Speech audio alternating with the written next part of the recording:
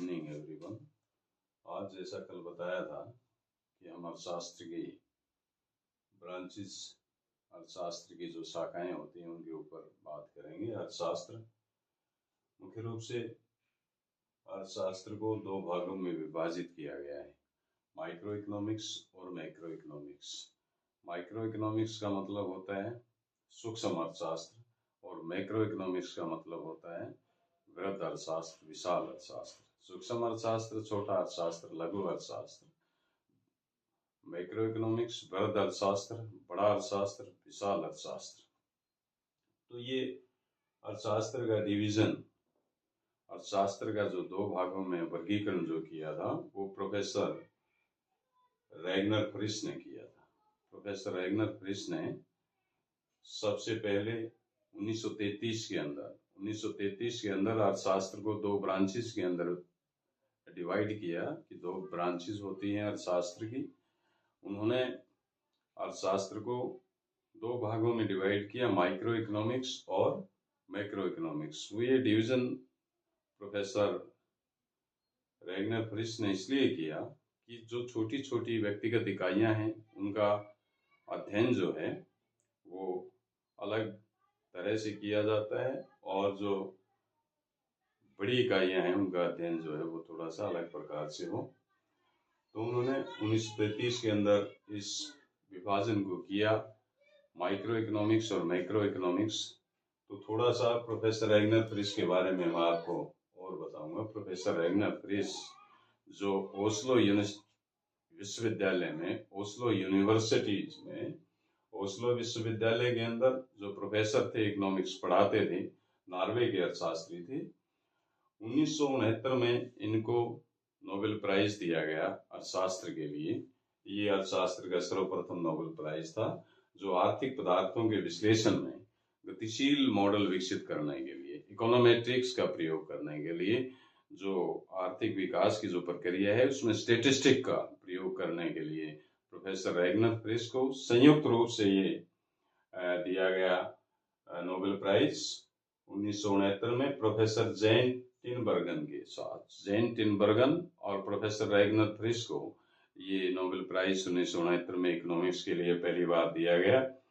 संयुक्त रूप से जो आर्थिक जो पदार्थ हैं उनके विश्लेषण में गतिशील मॉडल विकसित करने के लिए ये प्राइज दिया गया। जैन टिनबर्गन, जो प्रोफेसर जैन टिनबर्गन थे, वो नीदरलैंड स्कूल ऑफ इकोनॉमिक्स में पढ़ाते थे।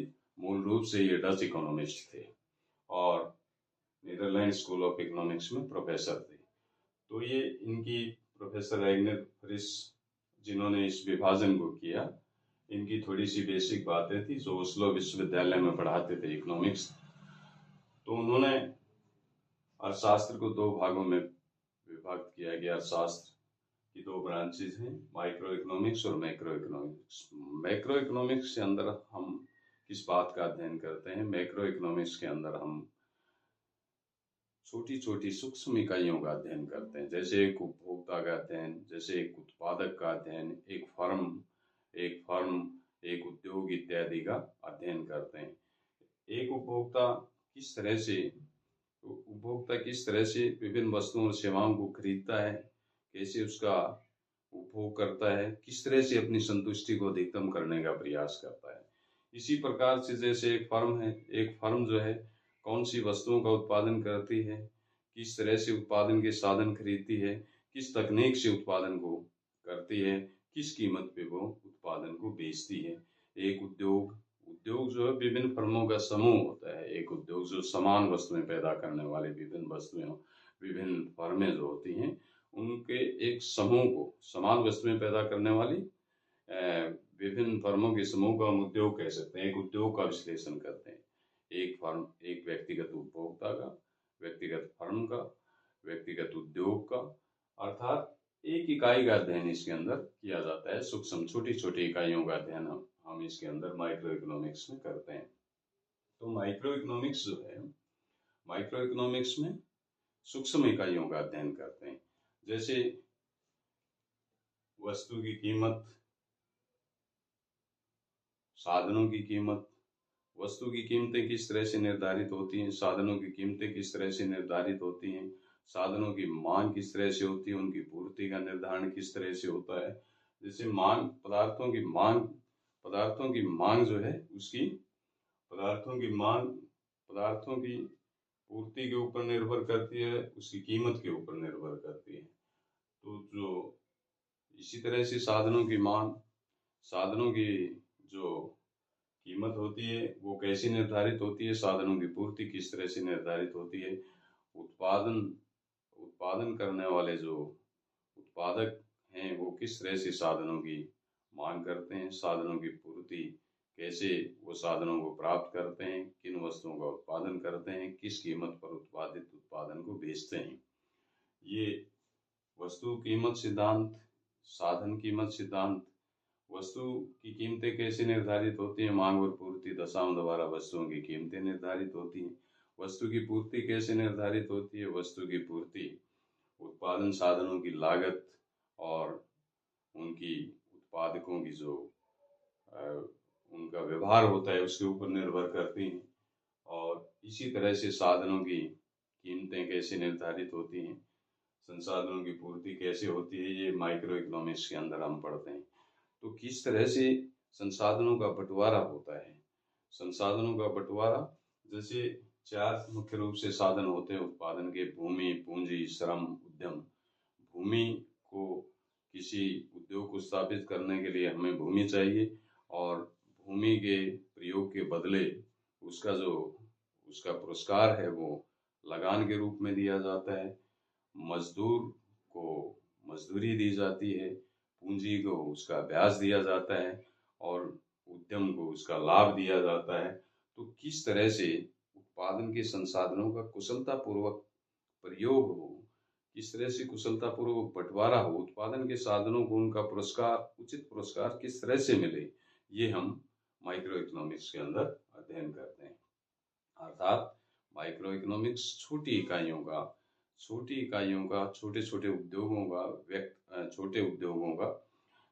और व्यक्तिगत उपभोक्ताओं का, व्यक्तिगत फर्मों का, व्यक्तिगत उद्योगों का हम इसके अंदर अध्ययन करते हैं। उनके संतुलन का अध्ययन करते हैं, किस तरह से वो संतुलन की अवस्था में होते हैं और किस तरह से संतुलन की अवस्था से वो विचलित हो जाते हैं, तो दोबारा किस प्रकार से संतुलन के पथ को, किन तरीकों से संतुलन के पथ पर आगे बढ़ते हैं, किस तरह से संतुलन स्थिति को प्राप्त करते हैं।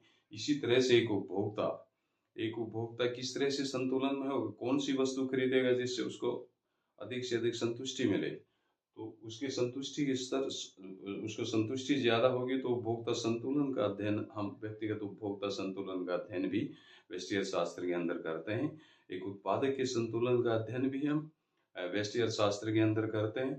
तो एक व्यक्तिगत उपभोक्ता का, एक व्यक्तिगत उत्पादक के संतुलन का अध्ययन करते हैं। ये हुआ व्यष्टि अर्थशास्त्र। दूसरा हुआ समष्टि अर्थशास्त्र अर्थात मैक्रो इकोनॉमिक्स। मैक्रो इकोनॉमिक्स के अंदर हम क्या करते हैं, मैक्रो इकोनॉमिक्स के अंदर हम विशाल बड़े समूह का अध्ययन करते हैं। इसमें हम कुल आय का, देश की कुल आय कितनी है, कुल उत्पादन का, राष्ट्रीय उत्पादन का अध्ययन करते हैं, कुल उपभोग का, कुल बचत का, कुल निवेश का, अर्थात पूरी जो है अर्थव्यवस्था का अध्ययन हम इसके अंदर करते हैं। सभी बड़े समूहों का, कैसे सभी उपभोक्ता किस तरह से वस्तुओं की किस तरह से मांग करते हैं, किस कीमत पे विभिन्न वस्तुओं और सेवाओं को सभी उपभोक्ता खरीदते हैं और किस तरह से उत्पादक विभिन्न वस्तुओं और सेवाओं का उत्पादन करते हैं और किस तरह से सभी उत्पादक उत्पादन के साधनों को खरीदते हैं, कौन सी कीमतों पर खरीदते हैं, किस तरह से उनका व्यवहार होता है, उत्पादन प्रक्रिया क्या है, कौन सी वस्तुओं और सेवाओं का उत्पादन करते हैं, तो किस कीमत पे उत्पादित उत्पादन को सभी उत्पादक बेचते हैं, विभिन्न वस्तुओं के, अलग अलग वस्तुओं के उत्पादन को बेचते हैं। तो मैक्रो इकोनॉमिक्स के अंदर हम पढ़ते हैं विशाल समूहों का, बड़े समूह का अध्ययन करते हैं। बड़े समूहों के अध्ययन किस तरह से राष्ट्रीय आय किस तरह से देश के अंदर बढ़े, आर्थिक विकास की गति तेज हो, कुल रोजगार का अध्ययन करते हैं, कुल रोजगार के लिए पॉलिसीज बनाते हैं, बेरोजगारी को कैसे दूर किया जाए इस तरह से नीतियां बनाते हैं, कुल उपभोग, टोटल उपभोग कितना है उपभोग में कमी आ रही है, उपभोग किस तरह से बढ़ना चाहिए, उन सभी तरीकों का हम इसके अंदर मैक्रो इकोनॉमिक्स के अंदर पढ़ते हैं। राष्ट्रीय उत्पादन को कैसे बढ़ाया जाए, राष्ट्रीय उत्पादन का डिस्ट्रीब्यूशन कैसे हो, किन किन सेक्टरों के ऊपर, कौन कौन से सेक्टर के ऊपर निवेश करने से आर्थिक विकास की गति तेज हो सकती है, ये विषय मैक्रो इकोनॉमिक्स के विषय हैं। तो हमने आज संक्षेप में अर्थशास्त्र की दो ब्रांचेस माइक्रो इकोनॉमिक्स और मैक्रो इकोनॉमिक्स 1933 में प्रोफेसर रैगनर प्रेस ने इसका विभाजन किया। रैगनर प्रेस और प्रोफेसर जैन टिनबर्गन पहले अर्थशास्त्री थे। 1969 के अंदर इनको नोबेल प्राइज मिला। आर्थिक पदार्थों के विश्लेषण में गतिशील मॉडल विकसित करने के लिए स्टैटिस्टिक्स का प्रयोग अर्थशास्त्र के अंदर करने के लिए इनको नोबेल प्राइज दिया। इकोनोमेट्रिक्स के ये फाउंडर थे। प्रोफेसर रैगनर प्रेस ओस्लो विश्वविद्यालय के अंदर पढ़ाते थे। Professor Jan Tinbergen Netherland school of economics में प्रोफेसर थे। संयुक्त रूप से इनको अर्थशास्त्र का नोबेल प्राइज दिया गया। और इन्होंने बताया, प्रोफेसर रैगनर प्रेस ने बताया कि मैक्रो इकोनॉमिक्स जो है वो छोटा अर्थशास्त्र होता है। छोटी छोटी इकाइयों, छोटे समूह, व्यक्तिगत उपभोक्ता, व्यक्तिगत उत्पादक, व्यक्तिगत जो फर्म होती है उसके हम संतुलन का विश्लेषण करते हैं। किस तरह से एक उपभोक्ता उपभोग करता है, मांग कैसे होती है वस्तुओं की, एक उत्पादक कैसे उत्पादन के साधन खरीदता है, कैसे वस्तुएं उत्पादित करता है, कैसे उनकी कीमतें निश्चित करता है, कैसे बेचता है।